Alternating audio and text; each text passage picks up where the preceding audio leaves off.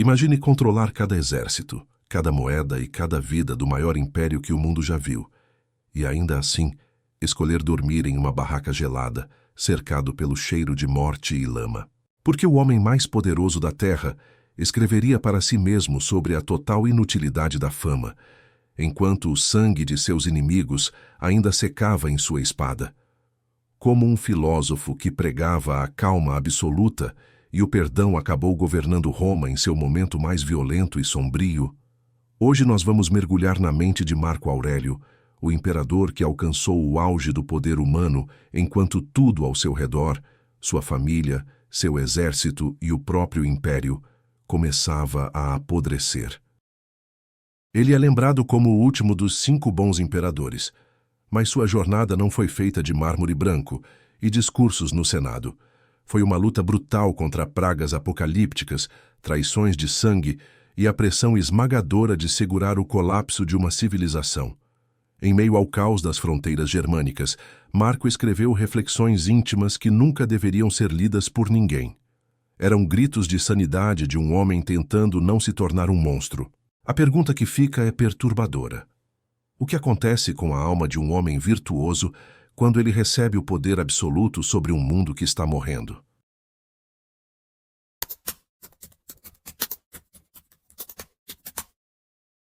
Marco Aurélio não nasceu para ser um guerreiro, mas o destino romano não aceitava recusas.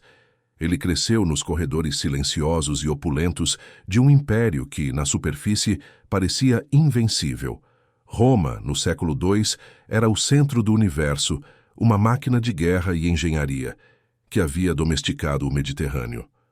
Mas essa estabilidade era uma fachada perigosa, uma ilusão mantida por burocratas e legiões distantes. Desde cedo, Marco foi moldado pelo estoicismo, uma filosofia que não prometia felicidade, mas sim uma resistência inabalável. Ele aprendeu que a vida é um rio turbulento e que a única coisa que um homem realmente possui é sua própria mente. Ele não sabia, mas estava sendo treinado não para governar uma era de ouro, mas para ser o capitão de um navio naufragando. Ao assumir o trono em 161 d.C., Marco Aurélio chocou a aristocracia romana com um gesto de humildade que beirava a imprudência. Ele exigiu que seu irmão adotivo, Lúcio Vero, governasse ao seu lado como co-imperador. Era uma tentativa de dividir o peso insuportável da coroa, um ato de nobreza em um mundo onde o poder costumava ser conquistado através do fratricídio. No entanto, o universo raramente recompensa a virtude com paz.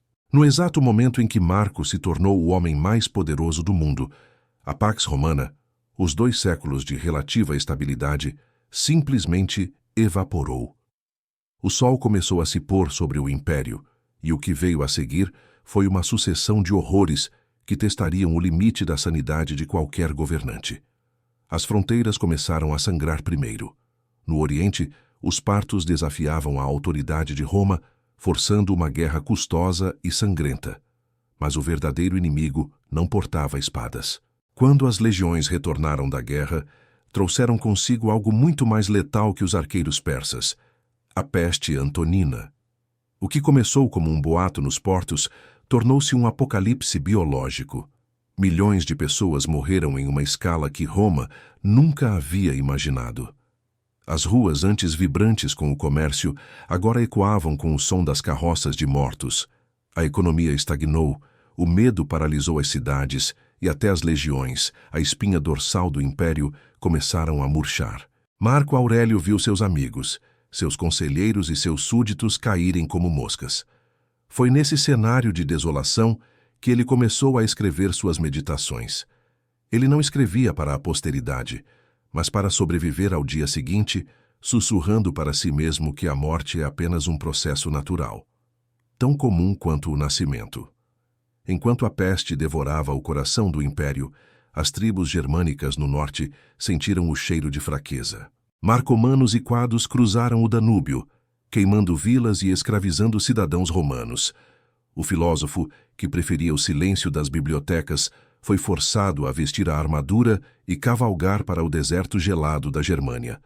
Por mais de uma década, Marco Aurélio viveu em acampamentos militares. cercado por lama, doenças e o barulho incessante da guerra. Era ali, à luz de velas em tendas castigadas pelo vento, que ele meditava sobre a brevidade da vida.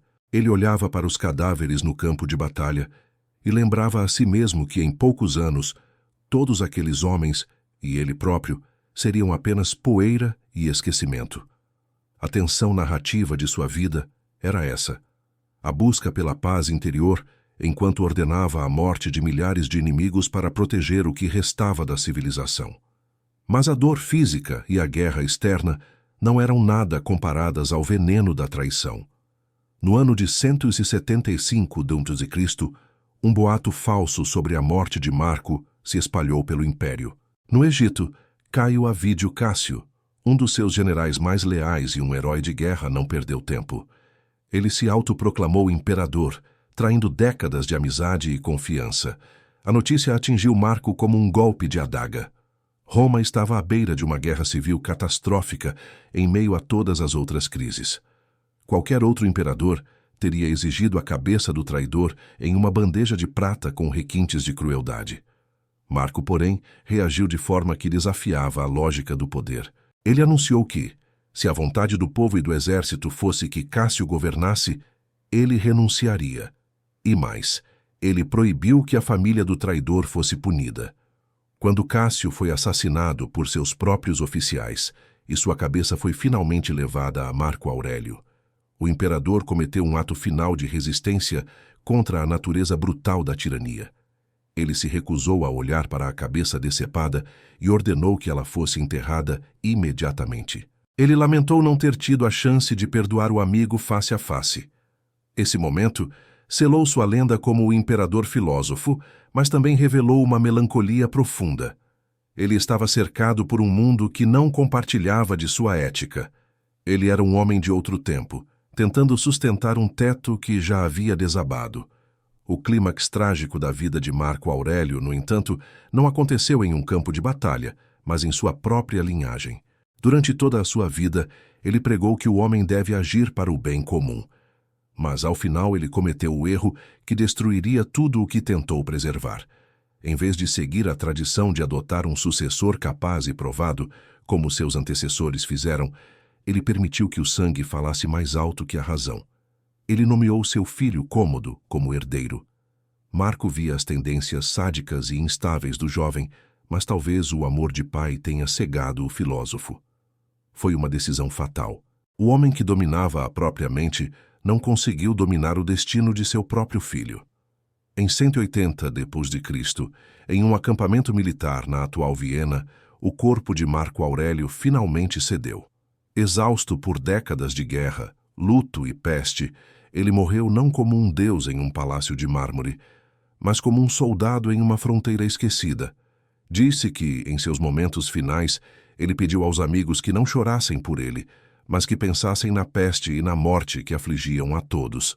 Com sua partida, a Era de Ouro de Roma foi enterrada no frio da Germânia. O que se seguiu sob o comando de Cômodo foi o caos, a corrupção e o início de uma queda que duraria séculos. Marco Aurélio foi o último homem a segurar o crepúsculo. Marco Aurélio provou que o poder absoluto não corrompe necessariamente o caráter, mas cobra um preço devastador na alma. Suas meditações nunca foram escritas para nós. Eram o esforço desesperado de um homem, tentando não se perder no abismo enquanto segurava o mundo nas costas. Ele nos deixou a lição de que não podemos controlar o que acontece ao nosso redor, as doenças, as traições ou o tempo, mas temos controle total sobre como reagimos a tudo isso. O império dele caiu, suas estátuas foram derrubadas, mas suas palavras continuam sendo o manual secreto daqueles que enfrentam suas próprias guerras internas. Se você quer entender como os grandes líderes caem, como as civilizações morrem e como a mente humana reage sob a pressão do destino, sua jornada apenas começou. Inscreva-se no canal para continuar explorando os segredos mais sombrios da história que o tempo tentou apagar. Roma ainda tem muitas feridas abertas para nos mostrar.